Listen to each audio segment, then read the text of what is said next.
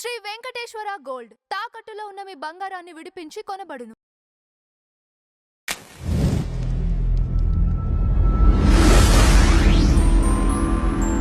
Ma'am నమస్తే ma'am. నమస్తే అండి. మ్యామ్ సజ్జద్ నౌమాని అనే ఒక మౌలాలి మాట్లాడుతూ ఆదివాసులు హిందువులు కాదు అని వ్యాఖ్యానించాడు మ్యామ్. అసలు ఈ వ్యాఖ్యలపై మీ అభిప్రాయం ఏంటి? మౌలానా ఖలీల్ ఉర్ రహమాన్ సజ్జద్ నోమాని ఓకే. ఇతను ఒక ఇస్లామిక్ పండితుడు అనాలో ప్రవచనకర్త అనాలో ఆయన. అయితే ఈయన ఏం చేస్తున్నాడంటే భారతదేశం అంతా తిరుగుతున్నట్టు. తిరగడం తప్పులేదు, తిరిగి అబద్ధాలు ప్రచారం చేస్తున్నాడు. మనం చరిత్రలోకి వెళ్తే అసలు భారతదేశం ఒకప్పుడు హిందూ సామ్రాజ్యమే కదా. అసలు ఇస్లాం ఎప్పుడు పుట్టింది? క్రైస్తవ మతం ఎప్పుడు పుట్టింది? మొఘల్స్ వచ్చాక ఏం చేశారు? భారతదేశంలో బలవంతంగా ఆడవాళ్ళని చెరబట్టి ముస్లిమ్స్గా మార్చారా లేదా? మనకి జోధా గుర్తుంది కదా. జోధా అనే ఆవిడ తన్ని తాను కాపాడుకుంటూ కానీ కొడుకుని మళ్ళీ ముస్లింగానే పెంచింది ఆవిడ, మనం చరిత్ర చూసుకుంటే. కాబట్టి ఇవాళ ముస్లిమ్స్ అని చెప్పుకునే వాళ్ళల్లో కనీసం 75% హిందూ మూలాలు ఉన్నవాళ్ళు. ఇవాళ మీరు పసుపు దంచుతారు. ఆంధ్రప్రదేశ్లో ముస్లిమ్స్ అందరూ కూడా పెళ్లిలో పసుపు దంచుతారు. ఎందుకు దంచుతారు? మీకు క్రిస్టియన్స్ అందరూ పాటించేవన్నీ హిందూ మతానికి సంబంధించినవే. ఓన్లీ ప్రసాదం తినకపోవడం ఒక్కటే మరి బైబిల్లో ఎప్పుడు చెప్పారో నాకు తెలియదు. ఈ మధ్యన ఆదివాసీల పెళ్ళిళ్ళని చూపిస్తున్నారు, అందులో క్రిస్టియన్ మత ఆచారాలు వస్తున్నాయి.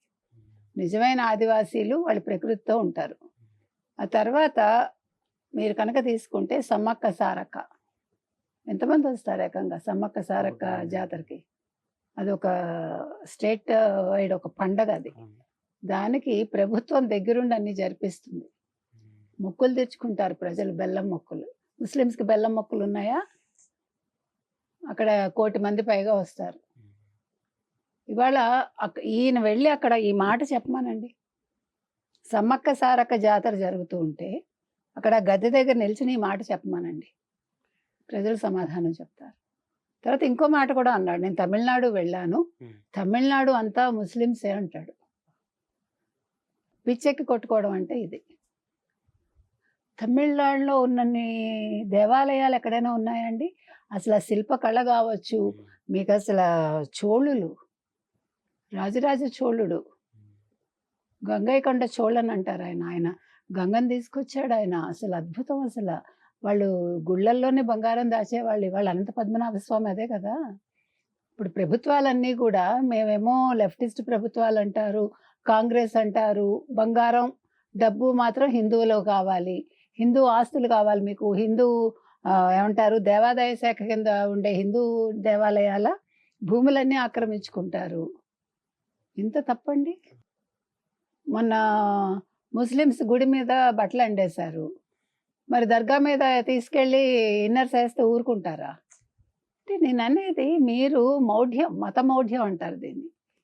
మీ మతాన్ని గురించి మీరు మాట్లాడుకోండి అంతవరకే. పక్క మతం గురించి మీకు ఎందుకు? అసలు మీరు భారతదేశంలో ఉంటూ విభజన జరిగాక మీరు ఎందుకున్నారు ఇక్కడ? అసలు ఉండి ఈరోజు ఈ దేశాన్ని, భారతదేశాన్ని ముస్లిమ్స్గా మార్చాలి ఒకళ్ళు, భారతదేశాన్ని క్రిస్టియన్స్గా మార్చాలి ఇంకొకళ్ళు. పైగా అసలు వీళ్ళందరూ కూడా భారత రాజ్యాంగానికి కట్టుబడి ఉంటామని చెప్పి ఎవరు ఈ రాజకీయ నాయకులు, మేము మైనార్టీలకే కొమ్ము కాస్తాం. వాళ్ళ టీవీకే విజయ్ కూడా అదే చేస్తున్నాడు కదా. అంటే ఇండైరెక్ట్గా ఆయన ద్రవిడియన్ పార్టీలకు భయపడుతున్నాడు. మనకు కనిపిస్తున్నది అది. ఇప్పుడు పైకి నేను లంచాన్ని నిర్మూలిస్తాను, లేకపోతే నేను సెక్యులరు, నేను మరొకటి అని చెప్పుకుంటూ లోపల ఏం చేస్తున్నాడు ఆయన? అందుకని ఎవరైనా ఒక స్టేట్మెంట్ ఇచ్చే ముందు ఆలోచించాలి. అసలు ఇలాంటి వాళ్ళని భారతదేశం నుంచి తరివేయాలి. ఎందుకు ఉండాలి మీరు ఇక్కడ? మిమ్మల్ని ఎవడడిగాడు వచ్చి ప్రవచనాలు చెప్పమని? మాకు మీరు చెప్పకండి. మా చరిత్ర మాకు తెలుసు, మా దేవుళ్ళు మాకు తెలుసు. మీరు గట్టిగా ఎవరితో అయినా మీరు వాదనకు దిగగలరా పండితులతోటి? అందుకని ఇవాళ మీరు ఆక్రమించుకుంటున్న స్థలాలన్నీ, మీ మస్జీదులు ఎన్ని హిందూ దేవాలయాలు ఒక్కసారి ఆలోచించుకోండి. రైట్ ఫ్రమ్ తాజ్ మహల్ మీరు ఏది తీసుకున్నా దాని కింద శివాలయం ఉందంటారు. అందుకని మరి అవన్నీ బద్దలు కొట్టి చూస్తామా? అందుకు మీరు ఒప్పుకుంటారా? మీకు దమ్ముందా? అలా అంటే మళ్ళీ దీని మీద మీరు ఒక పెద్ద యుద్ధం చేసి అలా ఎలా అంటారు, బద్దలు కొడతామని అంటారు. మరి మీరు చరిత్ర గురించి మాట్లాడుతుంటే వాస్తవాలు వెలికి రావాలంటే ఇదే పనులు చేయాలి. అయోధ్య రామాలయానికి ఎంత పోరాటం జరిగితే ఇవాళ అయోధ్య రామాలయ నిర్మాణం జరిగింది. అక్కడ దేవుడు ఉన్నాడని ప్రత్యక్షంగా సాక్ష్యాలు ఉండి కూడా ఎన్ని సంవత్సరాలు యుద్ధం జరిగింది కోర్టులో. అందుకని ఒక మాట అనేది దానివల్ల వచ్చే నెక్స్ట్ జరిగే పరిణామాలు ఆలోచించాలి.